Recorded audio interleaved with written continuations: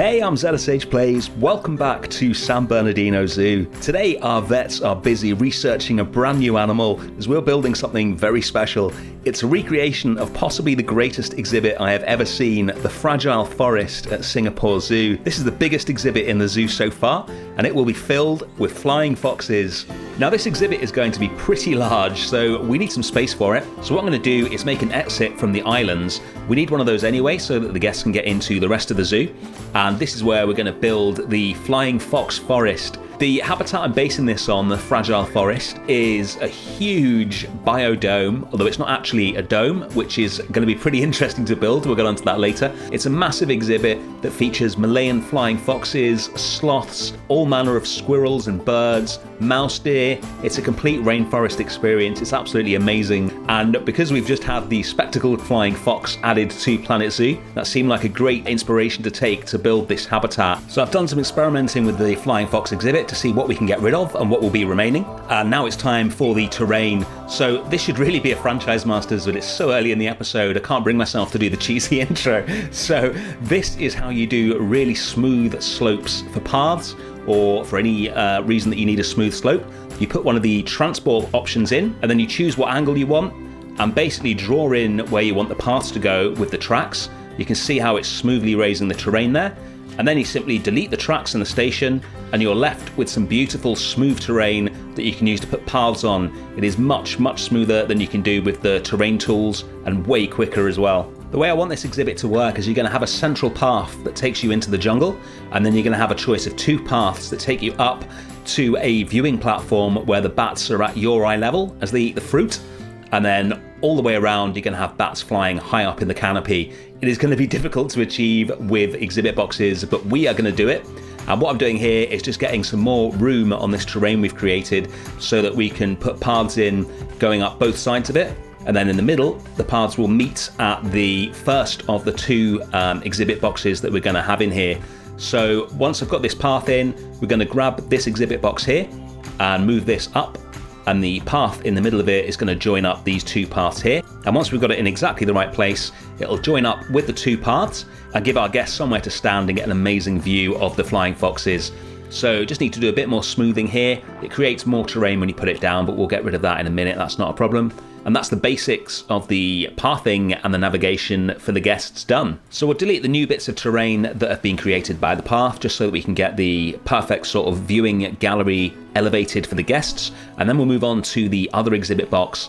So I want bats soaring high above the guests in this exhibit, which is going to give us one of those franchise mode problems that we love to solve. We need this all the way up in the air. And firstly, we need to disguise this path because you can't get rid of it. And then later on, I will realize that we also need a path going to it so that the staff can get up there. Otherwise, all the bats are going to starve to death.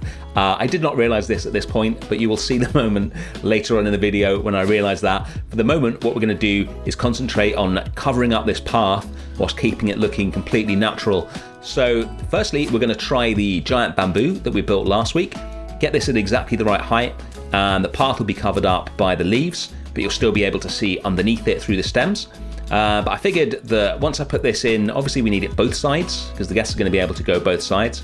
And once I put the giant bamboo in on both sides, it takes up so much space and so much of the light that's coming through. In the end, I decided to do something else and just use the normal bamboo and clone it to make it taller than it actually is, which you'll see in a minute. I just want to cover up this bat box here with a tree.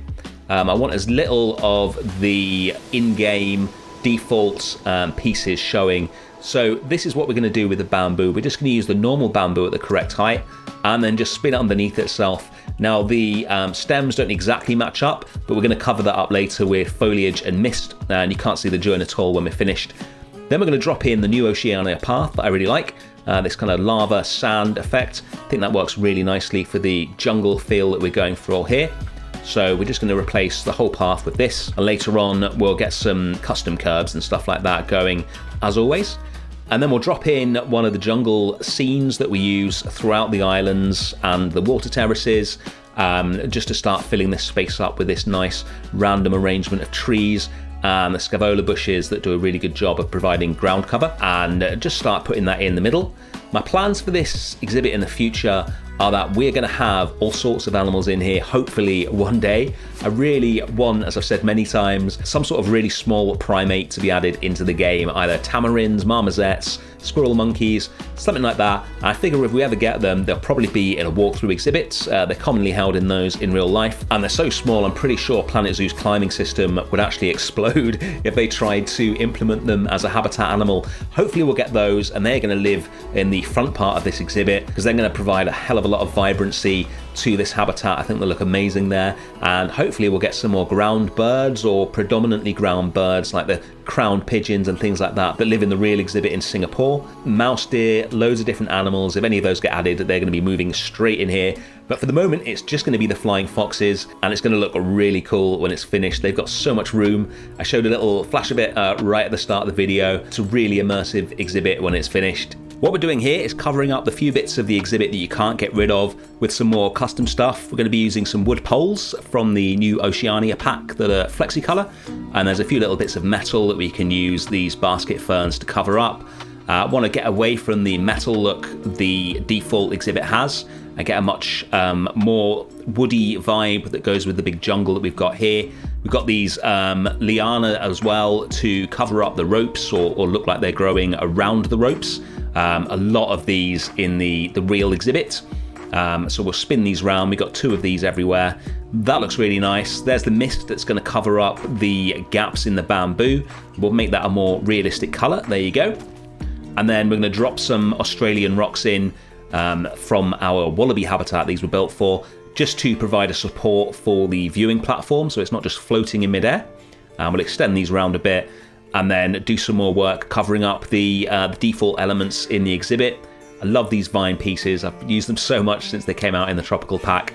They are so versatile. Anything foresty, jungly, they just make things look so much more natural and much more interesting. We'll get some of the original liana vines in as well, just to get some more different shapes and just a bit more texture to the build. We'll be using a lot of these later on as well, just to make it more unique, but it's already starting to look really nice here. Even use some of the old ivy just to cover up the backs of these poles.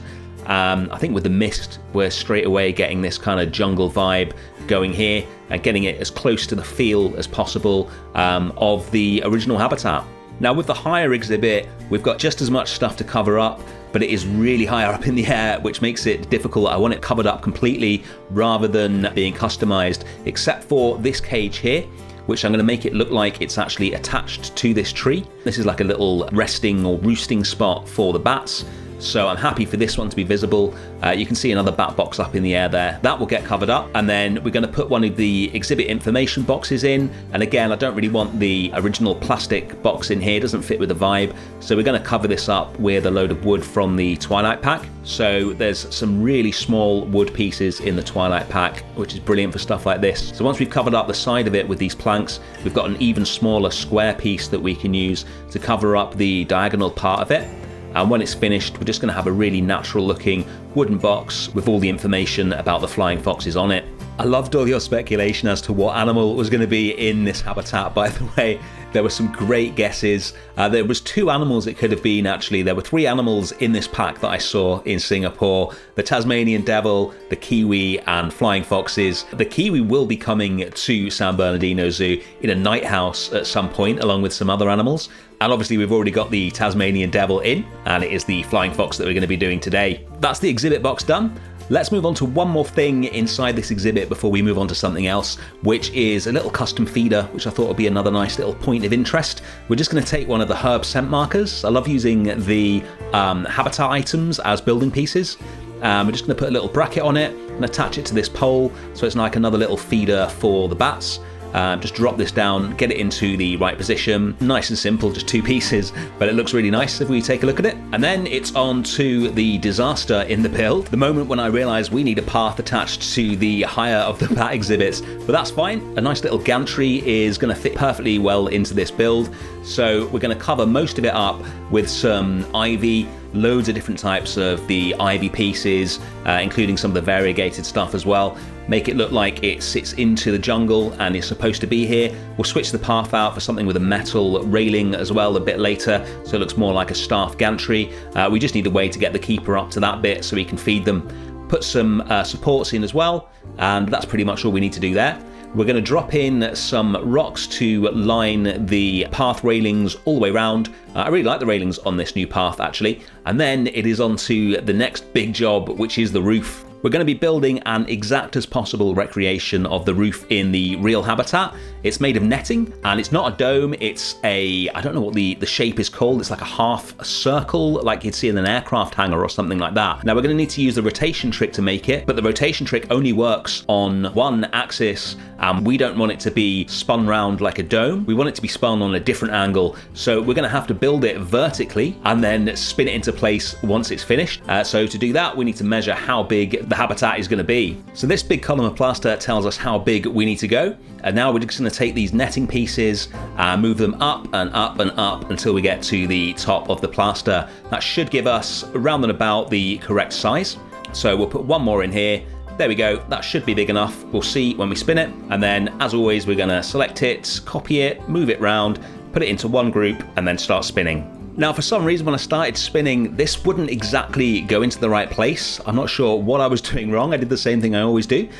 So what I had to do was individually move each one of these panels into the right position. They're offset by the same amount on each side, so you can simply drag them until they're in exactly the right spot like that.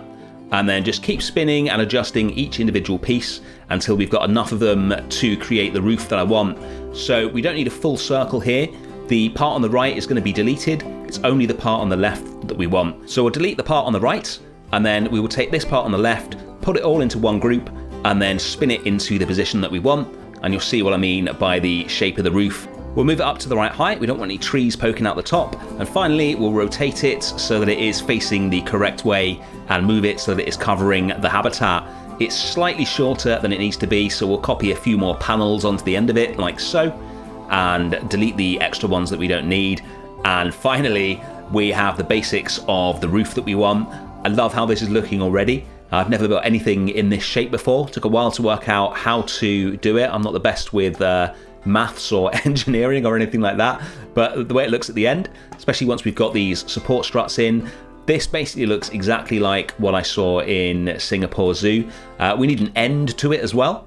So we're just going to copy these panels round, just rotate them in the normal way so that we can get the end in. We'll repeat this pattern all the way around and do it again at the front as well. And there you go, that's the walls done. The final detail is something I noticed in Singapore Zoo, which is that the top of the mesh was absolutely covered in moss, fallen leaves, detritus, all sorts of stuff. So we're going to use loads of the grunge decals and the leaf litter to really fill this roof up, where all the struts have got stuff that has fallen onto them. It really sells the idea that this is a living, breathing habitat. The final thing that we're going to do inside the exhibit is bring the jungle onto the path.